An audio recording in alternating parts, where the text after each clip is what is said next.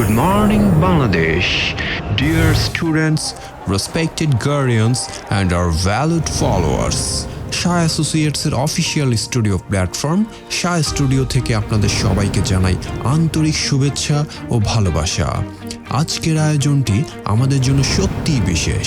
আমাদের honourable CEO স্যারের সফল প্রফেশনাল ক্যারিয়ারের ৩৩ বছর পূর্তি উপলক্ষে তাকে আমন্ত্রণ জানিয়েছি আমাদের স্টুডিওতে। তার কাছ থেকে শুনব ৩ দশকেরও বেশি অভিজ্ঞতার গল্প, জানব সাফল্যের পেছনের অজানা অধ্যায়, আর শিখব সেই মূল্যবান শিক্ষা যা অনুপ্রাণিত করবে আগামী প্রজন্মকে। কারণ ৩৩ বছরের একটি সফল প্রফেশনাল জার্নি শুধু একটি মাইল ফলক নয়, এটি একটি লিভিং লিজেন্ড স্টোরি। চলুন শুরু করা যাক। ৩৩ বছর আগে যখন এই ইন্ডাস্ট্রিতে যাত্রা শুরু করেছিলেন, তখন সবচেয়ে বড় চ্যালেঞ্জ কী ছিল? বড় চ্যালেঞ্জ ছিল যে আসলে আমি যে স্বপ্ন নিয়ে আমি এই বিজনেসে যাত্রা শুরু করতে যাচ্ছি, আসলে আমার দ্বারা সেটা সম্ভব হবে কিনা। কারণ যে প্রত্যেকটা বিজনেসের মধ্যেই আপস অ্যান্ড ডাউনস থাকে, নেগেটিভ পজিটিভ সব কিছু থাকে। তো আসলে এটা মাথায় ছিল সবসময় যে আমি আসলে আজকের এই অবস্থায় আমি আসতে পারবো কিনা, এটাই চ্যালেঞ্জ ছিল। শুরুর দিনে এমন কোনো মুহূর্ত কি ছিল যখন মনে হয়েছিল এই পথ হয়তো আমার জন্য না? তখন কি আপনাকে থামতে দেয়নি? আমি যখন এই অফিসে যাত্রা শুরু করি তখন আমি রাশিয়ান এম্বাসিতে জব করতাম। তো দূতাবাসের জবের পাশাপাশি এডুকেশন কনসালটেন্সি ফার্ম নিয়ে বিজনেস শুরু করা বা যাত্রা শুরু করা, এটা আসলে একটা চ্যালেঞ্জিং ছিল। কিন্তু আমার কাছে মনে হচ্ছে যে আমি যদি আমার স্টুডেন্টদের কাছে, গার্ডিয়ানদের কাছে যদি কমিটেড থাকতে পারি এবং আমি যদি তাদেরকে অনেস্ট এবং ট্রান্সপারেন্স থাকতে পারি, তাহলে অবশ্যই এই বিজনেসের সাফল্য আনা সম্ভব। আজকের সফল অবস্থান থেকে পেছনে তাকালে শুরুর দিনের নিজের কাছে কি বলতে ইচ্ছে করে? সফলতা আসলে ফেলিউরিটি থেকেই আসে, যেটা সবসময় বলে। তো আমার কাছে মনে হয়েছে যে আজকের এই সফলতার পিছনে যদি আমি পিছনের দিকে তাকাই, তাহলে আমার কাছে মনে হয়েছে যে শুরুটা তো করতে হবে। শুরুটা করলেই একটা সময় গিয়ে একটা জায়গায় পৌঁছা সম্ভব। এটা সবসময় আমাকে ভাবায় এবং আমি এতে খুব স্যাটিসফাইড এবং প্রাউড ফিল করি। গত ৩ দশকে এই সেক্টরের সবচেয়ে বড় পরিবর্তন কোনটি বলে আপনি মনে করেন? আমার কাছে মনে হচ্ছে যে স্টুডেন্টরা অনেক সচেতন হয়েছে, গার্ডিয়ানরা অনেক সচেতন হয়েছে। তারা এখন এডুকেশন এজেন্ট কি বললো বা একজন মানুষ একটা কিছু বলি যে সব বিশ্বাস করে ফেলে, তা তো কোনোভাবেই আর এখন হয় না। এবং সোশ্যাল মিডিয়ার কারণেও আমাদের স্টুডেন্টদের মধ্যে, গার্ডিয়ানদের মধ্যে অনেক অ্যাওয়ারনেস এসেছে। তারা এখন খুব বুঝে শুনে ভালো এডুকেশন কনসালটেন্টকে পিক করে। এটি হচ্ছে সবচেয়ে বড় আমার কাছে মনে হচ্ছে পরিবর্তন হয়েছে। আগের ছাত্র বা ক্লায়েন্টদের চাহিদা আর আজকের প্রজন্মের চাহিদার মধ্যে মূল পার্থক্য কোথায়? আগের ক্লায়েন্টরা বা স্টুডেন্ট যদি বলি আমি, তারা আগে বলতো যে আপনি যেটা ভালো মনে করেন করেন, আমার ছেলেটা বাইরে যেতে পারলেই হয়েছে, বা আপনি আমাকে স্যার এই দেশে পাঠাইতে পারলেই হয়েছে, আমার কাছে আপনি বা কাজ করবেন, আপনি টাকা নিয়ে যাবেন। এখন হচ্ছে যে স্টুডেন্টরা এসে তাদের মতামত বলে যে আমি এই ইউনিভার্সিটি পড়তে চাই, আমি এই স্কলারশিপ পেতে চাই, আমি এই কোর্সে সাবজেক্টে পড়াশোনা করতে চাই। এগুলো তারা একটা ডিসিশন নিয়ে তারপর একজন এডুকেশন কনসালটেন্টের কাছে আসে। অর্থাৎ এডুকেশন কনসালটেন্টের এখন বেশি করে কিছু আর বলার কিছু নাই। কারণ সোশ্যাল মিডিয়ার এই এবং আর্টিফিশিয়াল ইন্টেলিজেন্স যদি বলি, চ্যাট জিপিটি, ওপেন এআই, এগুলোর কারণে স্টুডেন্টরা অনেক কিছু এখন জানতে পারে এবং তারা অনেক আমাদের থেকে অনেক ভালো নলেজ রাখে। বর্তমানে কোন ভুল সিদ্ধান্তগুলো তরুণরা বেশি করছে, বিশেষ করে বিদেশে পড়াশোনা বা ইমিগ্রেশনের ক্ষেত্রে? প্রথম ভুল যদি আমি বলি, সেটা হচ্ছে যে তারা আসলে অন্যের কথায় বা অন্যের ফেসবুক পোস্ট দেখে বা অন্যান্য সোশ্যাল মিডিয়ার বিভিন্ন রকমের নিউজ পড়ে তারা বেশি প্রভাবিত হয়। এটা থেকে আসলে আমাদের তরুণ প্রজন্মকে বেরিয়ে আসা উচিত। আমার কি যোগ্যতা আছে, আমার কি কোয়ালিটি আছে এবং আমি আসলে কতটুকু দৌড়াতে পারবো বিদেশে গিয়ে, আসলে আমি কোয়ালিফাইড কিনা, এই জিনিসগুলো আগে আসলে তারা জানতে চায় না বা যাচাই বাছাই করতে চায় না। তারা বন্ধুর কথায় বা আত্মীয়স্বজনের কথায় নিজেকে প্রস্তুত করে ফেলতে চায়। এটা আমার মনে হচ্ছে সবচেয়ে বড় এবং রং ডিসিশন। এই ইন্ডাস্ট্রিতে সাফল্য বলতে আপনি কি বোঝেন? শুধু কি ভিসা নাকি মানুষের ভবিষ্যৎ? ওই যে লাস্টে যদি বলি যে আসলে মানুষের ভবিষ্যৎ, আমি হয়তো দেখা যাচ্ছে আমি একজন ইউনিভার্সিটির প্রফেসর না বা কলেজের কোনো লেকচারার না, কিন্তু আমার হাত দিয়ে অনেক স্টুডেন্ট আজকে doctor, engineer, pilot, aerospace engineer, NGO officer, banker. এটা অনেক বড় একটা ব্যাপার আমার কাছে মনে হয় ইন্ডাস্ট্রিটা। কখনো কি আর্থিকভাবে লাভজনক কোনো কেস নৈতিক কারণে রিজেক্ট করেছেন? সেই সিদ্ধান্ত থেকে কি শিখেছেন? অবশ্যই আমি অনেক ফাইলকে রিজেক্ট করেছি। আমার কাছে মনে হচ্ছে যে অর্থটা পিছনে না ছুটে, আমি যদি সেটাকে এক কথা যদি বলি, কোয়ান্টিটি পিছনে দৌড়ানোর দরকার নেই, কোয়ালিটির পিছনে দৌড়ালে হয় কি, কিছু সিলেক্টিভ মানুষের কাছে একটা নিজের বেস তৈরি হয় এবং একটা গুডউইল এবং রিপুটেশন তৈরি হয়, যেটা বিজনেসের লংজিভিটি যদি আমি বলি বা ফাউন্ডেশন স্ট্রং করতে অনেক হেল্প করে। আপনার মতে একজন ভালো কনসালটেন্টের সবচেয়ে বড় গুণ কি হওয়া উচিত? একজন ভালো কনসালটেন্টের বড় গুণ হওয়া উচিত হলো যে কোনো একজন স্টুডেন্ট যদি আসে বা গার্ডিয়ান যদি আসে তার কাছ থেকে 80% শুনতে হবে আর 20% ডেলিভারি দিতে হবে। তাহলে একজন কনসালটেন্ট মোটামুটি একজন স্টুডেন্টের ভিতরে স্বপ্নগুলো জানতে পারবে এবং তার কি স্বপ্ন, তার কি ইচ্ছা, সে কীভাবে নিজেকে দেখতে চায় ভবিষ্যতে, এটা তার জানা হয়ে যাবে। ওইটা হিসাব করেই সে তাকে কাউন্সেলিং করতে পারে। কিভাবে শাহ অ্যাসোসিয়েটসকে একটি ব্র্যান্ড হিসেবে প্রতিষ্ঠিত করলেন, বিশেষ করে কানাডা ও আমেরিকার ভিসা ভুবনে, সেটা নিয়ে যদি একটু বলতেন। আসলে আমি যখনই কাজ করেছি তখন আমি প্রথমে একবার বলেছিলাম যে আমি কোয়ালিটির পিছনে সবসময় রান করেছি, যার জন্য দেখা গেছে যে আমার একটা মানে খুব এলিট ফ্যামিলিতে বা ইন্ডাস্ট্রিতে আমার একটা গুডউইল তৈরি হয়েছে এবং একটা পরিচিতি হয়েছে, যেখানে আমি কানাডা, আমেরিকা, অস্ট্রেলিয়া, ইউকেতে যারা নিজেদেরকে সেটেল করতে চায় পড়াশোনার মাধ্যমে, ইমিগ্রেশনের মাধ্যমে, ট্রাভেলিংয়ের মাধ্যমে, সেখানে আমার একটা গ্রহণযোগ্যতা তৈরি হয়েছে এবং তাদের কাছে আমার একটা ট্রাস্টের জায়গা তৈরি হয়েছে। তো এটা আমার জন্য অনেক বড় প্লাস পয়েন্ট হিসেবে কাজ করেছে এবং আমি আজকে এখানে আসতে পেরেছি।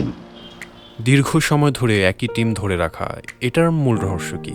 তাদের উপরে আসলে বিশ্বাস রাখা, তাদেরকে সেই ফ্রিডম দেওয়া কাজের, যে তুমি যেটা করবা, যদি এখানে আমারও যদি কোনো ভুল হয়ে থাকে, আমার ডিসিশন নিয়ে আমি যদি সিইও হিসেবে যদি আমার কোনো ভুল হয়ে থাকে, সেটা বলার রাইট আমি আমার অফিসারদেরকে দিয়েছি। যার জন্য দেখা যাচ্ছে যে ইচ্ছা করলে আমি আমার মতো করে অনেক কিছু করতে পারি না, আমি আমার অনেক অফিসারদের কাছে জবাবদিহি করতে হয়। এটা আমার বড় অনেক অফিসারদের এখানে লং টাইম থাকার এটা সবচেয়ে আমার কাছে সিক্রেট রেসিপি যদি বলা যায় আর কি। একজন বস আর একজন লিডারের মধ্যে পার্থক্য আপনি কিভাবে দেখেন? বস হচ্ছে যে আসলে একটা কাজ মানে তার কাছে আদায় করে নেয় বা এটাকে একটা প্রেশার দিয়ে কাজ করিয়ে নেয়, এটা বসের একটা গুণ মনে হয়, নিজেকে একটা পজিশন বোঝানো। আর লিডার হচ্ছে যে কাজকে এগিয়ে নিয়ে যাওয়া, যে আমরা সবাই মিলে কাজটা করবো, এই বিচারটা কেন হবে না, বা এই বিচারে যে রিভিউজ হয়েছে এটাকে আমরা আবার কীভাবে রিপ্লে করে বিচারা সাকসেস করতে পারি, এগুলো একজন লিডারশিপের কাজ এবং এই লিডারশিপের মাধ্যমে আজকে আমি এখানে আসতে পেরেছি। শেখ মোহাম্মদ হানিফ, মনোজিৎ দাস কিংবা বাপন সাহার মতো অফিসারদের 15 বছরেরও বেশি সময় ধরে পাশে পাওয়াকে আপনি কিভাবে মূল্যায়ন করেন? এটাকে আমি মূল্যায়ন করি আমার গড গিফটেড হ্যান্ড হিসাবে, ঠিক আছে। তো কারণ হচ্ছে যে কিছু ট্রাস্টেড অফিসার একটা কোম্পানির অনেক বড় কিছু, ঠিক আছে। এটার সাথে অর্থের কোনো সম্পর্ক না, এটা হচ্ছে যে একটা কোম্পানি কতদূর ভিশন অ্যান্ড মিশন এটাকে তারা চালিয়ে নিয়ে যায় এবং তাদের উপর ট্রাস্ট করেই একজন সিইও তার প্রতিষ্ঠানকে চালিয়ে নিয়ে যায়। অর্থাৎ বাপন সাহা, মনোজিৎ এবং শেখ মোহাম্মদ হানিফের এই দীর্ঘ সময় থাকার পিছনে কারণ হচ্ছে তারা একজন ভালো লিডার পেয়েছে, ভালো যদি বলি বস পেয়েছে, এটাই একটা কারণ। আপনার ক্যারিয়ারের সবচেয়ে কঠিন সময় কোনটি ছিল? আমার ক্যারিয়ার সবচেয়ে কঠিন সময় ছিল যদি আমি বলি এই 2024 থেকে 2026 আজকের দিনে যদি আমি ইন্টারভিউ দিই, এই যে ক্রাইসিস মোমেন্টটা এবং এই যে পলিটিক্যাল আনস্টেবিলিটি, কান্ট্রির একটা মানে ডার্ক ফিউচারের মতো মনে হচ্ছে সব কিছু, এইটাকে দেখেও 2 বছর ধরে এই অফিসকে একটা শেপে রাখা এবং ক্লায়েন্টদেরকে সার্ভিস দেওয়া এবং বিশ্বের যে টালমাটাল অবস্থা এর মধ্যে সাকসেস করে অনেক কাজ আদায় করে নিয়ে আসা এমবিসি থেকে বা হাইকমিশন থেকে, এটা আমার কাছে অনেক বড় চ্যালেঞ্জই মনে হয়েছে আর কি গত 2 বছরে। এই আর আগের আমি যদি বলি আমার এই প্রফেশনের 31 বছর আমি সেটা ফেস করিনি এরকম ক্রাইসিস মোমেন্ট। সেই সময় আপনি কিভাবে নিজেকে মোটিভেট করেছেন? আমি আসলে মোটিভেট বলতে গেলে আমি আমার নিজের যে কাজের দক্ষতা, আমার কাজের যে অভিজ্ঞতা এবং আমার যে শিক্ষাগত যোগ্যতার পিছনে আমার আত্মবিশ্বাস ছিল এবং আমার কাছে মনে হচ্ছে যে আমার দ্বারাই হবে, এটাতে এখানে ফ্রাস্ট্রেট হওয়ার কিছু নাই, এটা সাময়িক, এটা কেটে গেলে অবশ্যই আমি আরও ভালো কিছু সার্ভিস দিতে পারবো আমার জেনারেশনকে বা আমার নেশনকে, আমার পক্ষে অনেক কিছু দেওয়া সম্ভব।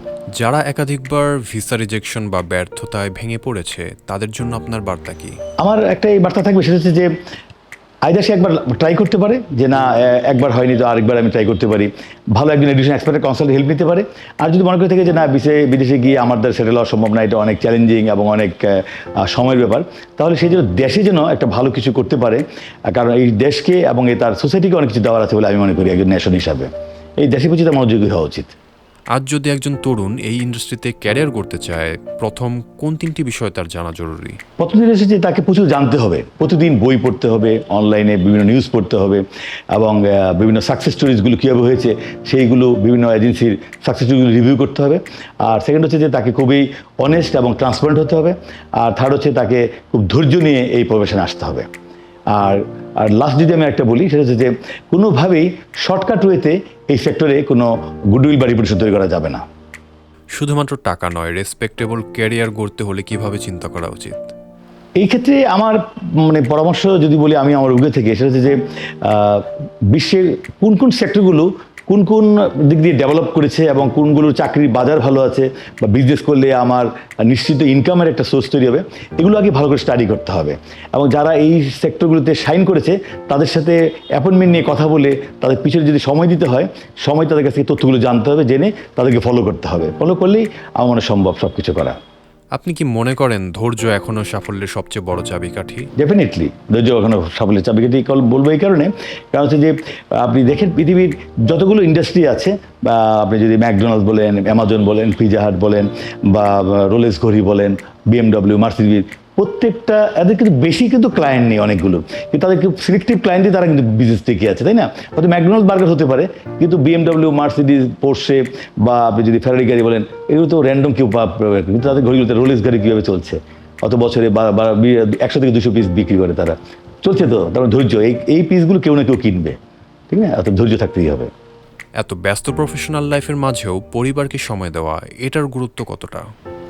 এটা তো খুবই ইম্পর্টেন্ট, কারণ হচ্ছে যে এটা ছাড়া আপনি যদি মনে করে থাকেন যে আপনি জীবনে কিছু সাফল্য দেখাতে পারবেন কাউকে, আমার মনে হয় যে এটা ইম্পসিবল।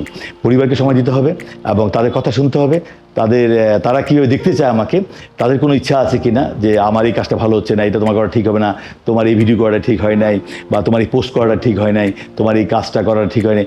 এই কথাগুলো পরিবারের কাছ থেকেও শুনতে হবে, শুনে সেটা ফলো করতে হবে, কারণ দিন শেষে আমাকে পরিবারের কাছে ফিরে যেতে হয়। সাফল্যের সংজ্ঞা যদি অফিসের বাইরে দিতে হয়, আপনি কি বলবেন? অফিসের বাইরে সাফল্যের সংজ্ঞা যদি আমি বলতে চাই, অফিসের বাইরে সেটা হচ্ছে যে প্রচুর পরিমাণে কাজ করতে হবে, নির্দিষ্ট সময় ঘুম ব্যতীত, আর নিজের একটু পার্সোনাল এন্টারটেনমেন্ট বাদ দিয়ে প্রচুর জানার মধ্যে থাকতে হবে, বই পড়তে হবে এবং কাজে লেগে থাকতে হবে। আগামী 10 বছরে শাহ অ্যাসোসিয়েটসকে আপনি কোথায় দেখতে চান? আগামী 10 বছর শাহ অ্যাসোসিয়েটসকে আমি দেখতে চাই যে আমেরিকান এমবেসি, বাংলাদেশের British high commission, Canadian high commission বা অস্ট্রেলিয়ান হাই কমিশন, তারা আমার কোনো মেসেজের জন্য অপেক্ষা করবে, শাহ অ্যাসোসিয়েটসের কোনো নিউজের জন্য তারা অপেক্ষা করবে। আমি ওই জায়গাতে তাদের দেখতে চাই, আমার অফিসকে দেখতে চাই, যে এমবিসিগুলো আমার অফিসকে ফলো করবে। মানুষ 30 বছর পর আপনাকে কিভাবে মনে রাখুক? একজন সফল ব্যবসায়ী, না একজন মানুষের স্বপ্ন করার কারিগর হিসাবে? একজন মানে পরিপূর্ণ সাকসেসফুল মানুষ না হতে পারে, অ্যাটলিস্ট যেন একজন মানুষ বা আমার একটা সার্কেল, আমার ইন্ডাস্ট্রি সবাই যেন মনে করতে পারে যে না, উনি যা করেছে কিছু ভালো কাজ করেছে এবং ওনার দ্বারা এই ইন্ডাস্ট্রির অনেক কিছু হয়েছে। ওনাকে যদি আরও কয়েকদিন আমরা পেতাম এই জিনিসে, উনি থাকতে পারতেন, তাহলে হয়তো এই সেক্টর আরও ডেভেলপ হতো। এইটা যেন মনে রাখতে পারে, আমি ওইভাবে আমাকে দেখতে চাই আর কি। যদি একটি বাক্যে আপনার 33 বছরের ক্যারিয়ারের দর্শন বলতে হয়, সেটা কি হবে? সেটা বলতে চাই আমি যে আমি প্রচুর পরিমাণে লার্ন করেছি, আমার প্রচুর সনদ আছে, সার্টিফিকেট আছে। আমি যখন সময় পেয়েছি আমি বিভিন্ন দেশের বিভিন্ন কোর্স করেছি, এডুকেশন কোর্স করেছি, তারপর আমি আর্ন করেছি, কারণ আমি লার্ন করতে গিয়ে আর্নটা এসেছে আমার। ফার্স্ট লার্ন দেন আর্ন। স্যার, আপনার 33 বছরের এই যাত্রা থেকে যদি আমাদের ফলোয়াররা একটি মাত্র শিক্ষা নেয়, সেটা কি হওয়া উচিত? সেটা হচ্ছে যে সোশ্যাল মিডিয়ার মানে আমি যদি একটা বাংলা ভাষায় বলি, যে সোশ্যাল মিডিয়ার চক্কর থেকে আমাদের জেনারেশনকে বেরিয়ে আসতে হবে। এটা সবচেয়ে খুব হার্মফুল এবং খুবই সামনের একটা, আমার কাছে মনে হচ্ছে ডার্ক হোলের মতো কাজ করবে ভবিষ্যতে। এটা থেকে বেরিয়ে এসে কীভাবে বিশ্ব কোন দিকে আগাচ্ছে সেই দিকে ঢুকতে হবে এবং সেই দিকে তাদেরকে দৌড়াতে হবে, সময় নিয়ে কাজ করতে হবে। তাহলে আমার কাছে মনে হচ্ছে যে নেক্সট জেনারেশনকে অনেক বড় ফেস করতে হবে, অঘোষিত বা আনঅফিসিয়াল থার্ড ওয়ার্ল্ডেরও তাদের ফেস করতে হতে পারে। আমার প্রফেশনাল কেরিয়ারে জার্নির বয়স হচ্ছে 33 বছর, আর আমার এই শাহ অ্যাসোসিয়েটসের বর্ষপূর্তি হচ্ছে 28 বছরের। এই 33 এবং 28 যদি কিছু যোগ করি, এটা অনেক বড় একটা সংখ্যা হবে। আমি শুধু আপনাদেরকে একটা কথা বলতে চাই, শাহ অ্যাসোসিয়েটসের উপর আস্থা রাখবেন। আমাদের কাছে আপনার যে কোনো স্বপ্ন নিয়ে আসুন, স্বপ্নের উড়ান গল্পের যে কোনো পরামর্শ, আপনার ভিসা সংক্রান্ত তথ্য বা বিদেশি উচ্চশিক্ষা, ইমিগ্রেশন, ওয়ার্ক পারমিট, ট্রাভেলিং সংক্রান্ত যে কোনো তথ্যের জন্য শাহ অ্যাসোসিয়েটস এবং Shah associates sister concern Shah লিটারেসে আসুন। আপনাকে আমরা যে কোনো সুপরামর্শ দিয়ে আপনার স্বপ্নের গন্তব্যে পৌঁছে দিতে আমি কথা দিচ্ছি। আপনি অবশ্যই আমাদের মাধ্যমে উপকৃত হবেন। ভালো থাকবেন। সুনীল গঙ্গোপাধ্যায়ের বিখ্যাত কবিতার সেই লাইনটি আমার জন্য নয়। 33 বছর কাটলেও কেউ কথা রাখেনি, কিন্তু আমার প্রফেশনাল জার্নির 33 বছরে যারাই আমার পাশে এসেছেন ও দাঁড়িয়েছিলেন, সবাই কথা রেখেছিল বলেই আমি আজকে এখানে আসতে পেরেছি।